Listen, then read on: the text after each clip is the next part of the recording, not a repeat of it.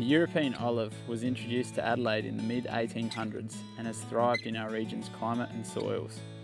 Poorly managed or abandoned plantations have allowed for olives to establish themselves across our landscape and displace native vegetation. If not grown in managed plantations for commercial or domestic use, the European olive is considered a declared weed species within South Australia. We see olives as escapees from plantations, growing along roadsides, reserves and natural spaces, even growing in amongst grapevines. Every year, an individual tree can produce thousands of olives that can accumulate in the soil or spread with the aid of birds, up to 40 kilometres from its source. We've been working on the control of olives for a number of years. One of the techniques we've been trialling is the basal bark control technique. This technique requires a lot less chemical, time and labour and has been very successful in comparison to other techniques. The basal bark method of olive control is quite different from traditional methods. The major difference is that it's easy to apply, user-friendly, with just a small volume knapsack and personal protective equipment. It doesn't require the extensive tree preparation and specialist equipment the other methods require. The process involves chemically ring barking an olive tree through the application of 1 part trichlor to 30 parts diesel or vegetable oil such as Biosafe. If done correctly, the tree dies over the ensuing months or year, depending on size.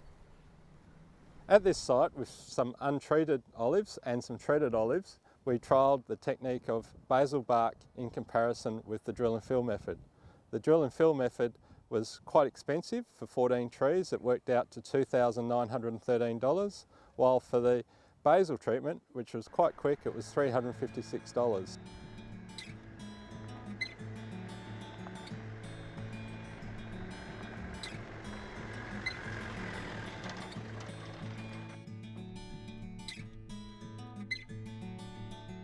Plan the timing of your olive control before the trees produce fruit or before the fruit is mature. Ideally, this is in spring to early summer. Assess the olive trees you plan to treat to ensure they're in good health.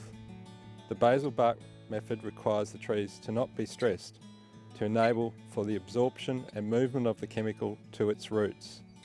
A tree can be stressed during extreme heat waves from disease or if under insect or fungal attack. Do not apply treatment if any of these stresses are present. If the trees aren't stressed, check the forecasts for heat waves and rain. Treatment of olives through the basal bark method should be a minimum of 24 hours before or after rain, never applied to wet stems.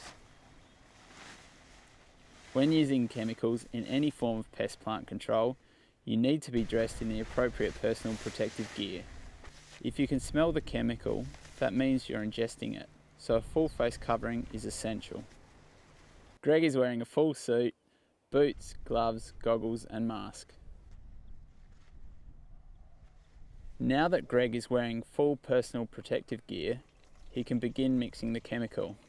The basal bark method of olive control requires 1 parts to 30 part mix of trichlor 600 to Biosafe vegetable oil. Read the label for the mixture required. If olive control is not mentioned on the label, use this ratio, which is the normal mix for woody weeds as per AgVet permit. With the spray pack, approach the tree. The chemical should be applied a minimum of 30 centimetres from the ground. Spray up the trunk or stems at least 1 metre. The higher you spray will mean a greater coverage. Be sure to completely cover the trunk and all stems from the lignotuber. For larger trees, reapply the chemical twice at 10-minute intervals. This will allow for greater chemical penetration. When finished spraying at a site, it is also advisable to place signs stating that chemical treatment has taken place and the olives should not be picked or eaten. The olive tree should die over the next few months. Monitor the trees. If there are green stems that may have been missed after 3 to 6 months, retreat the stems using the same method. There may be an olive seed bank in the soil. Therefore, you should revisit the site to remove any seedlings that may be growing.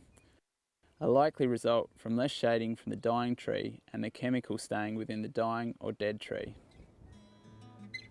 So these olive trees were basal bark treated and have died off very well, especially for the size of these olives as well. They've got quite large lignotubers and they're very dead. It's been a great result. Has been a fantastic result. Yeah. Look at the size of these trees. 2 applications enough to kill these, and you don't have to worry about them. And you can see there's no olives that have come back underneath. It's been crowded out. These olives can stay here dead now, and they're good perching sites for birds, and they'll just be a part of the landscape. It's actually amazing. The birds will probably be more likely to use these dead olives now they're dead than when they were alive. That's right. It's a lot better for the environment.